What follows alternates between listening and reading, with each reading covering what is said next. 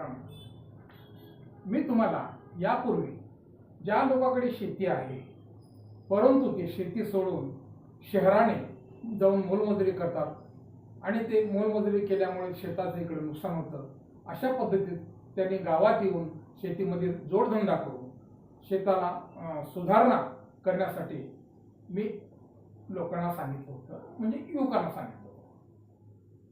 परंतु परिस्थिती अशी आहे की ज्या युवकाकडे शेतीच नाही, त्यांची परिस्थिती अतिशय गरिबीची आहे.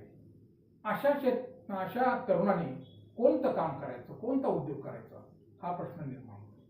तेव्हा मित्रांनो, मी तुम्हाला सांगू इच्छितो की ज्या तरुणाकडे शेती नाही अशा तरुणाने शेतीपूरक व्यवसाय केला पाहिजे. शेतीपूरक व्यवसाय म्हणजे कोणता? उदाहरणादाखल सांगायचं झालं तर तुम्ही छोट्याशा जाग्यामध्ये आपण कोंबडी पालन करून तुम्ही कुक्कुटपालनचे अंडे विकून किंवा मांस विकून त्या ठिकाणी तुम्ही तो बिझनेस करू शकता. दुसरं असं वऱ्हा पालन करून आणि शेळी पालन करून त्यात मोठ्या प्रकारे उत्पन्न घेऊ शकता. तिसरं असं छोट्याशा जागेमध्ये तुम्ही मशरूमचं उत्पादन करू शकता आणि ती विक्री करू शकता. तसेच तुम्ही जर तुमच्याकडे पाण्याचा स्रोत आहे तर तुम्ही मच्छी पालन सुद्धा करू शकता. तेव्हा मित्रांनो, या पूरक व्यवसायासोबतच कौशल्यावर आधारित सुद्धा तुम्हाला बिझनेस करता येते. उदाहरणादाखल तुम्हाला सांगतो, कौशल्यावर आधारित म्हणजे तुम्ही एखादं मोबाईलचं शॉप उघडू शकता, मोबाईल रिपेअरिंगचं. तुम्ही बाईक रिपेअरिंगचं शॉप उघडू शकता.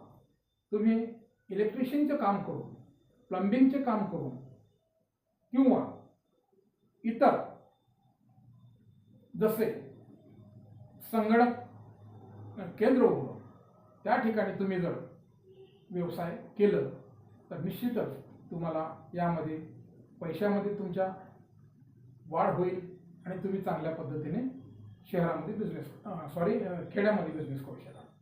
तेव्हा मित्रांनो, या व्यतिरिक्त तुम्ही गावामध्ये लहानसा सुद्धा बिझनेस करू शकता. उदाहरण किराणा दुकान टाकू शकता, स्टेशनरीचं दुकान टाकू शकता, गावामध्ये दूध संकलन केंद्र काढू शकता, गावामध्ये जसे बुटीकचा धंदा करू शकता.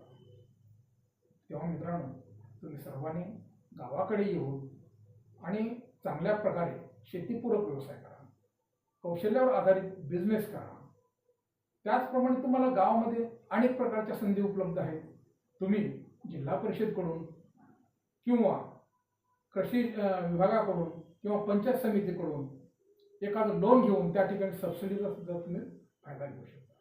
जर मित्रांनो तुमचे गाव निसर्गाच्या सानिध्यात पर्यटन क्षेत्र लागून आहे, त्या ठिकाणी तुम्ही होमस्टे काढू शकता.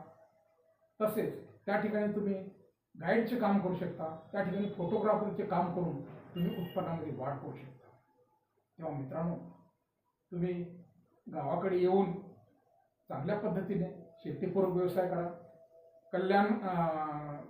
शैक्षणिक स्तरावरचे व्यवसाय करा, जसे डाटा एंट्री करणे, तसेच आपण ऑनलाईन फॉर्म भरणे, अशा प्रकारचे जोडधंदे करून, अशा प्रकारचे धंदे करून तुम्ही उत्पन्नात वाढ करू शकता. सांगायचं तात्पर्य हे की तुम्ही शेतीपूरक व्यवसाय करा, शैक्षणिक स्तरावरचे व्यवसाय करा, तसेच तुम्ही कौशल्यावर आधारित बिझनेस करा.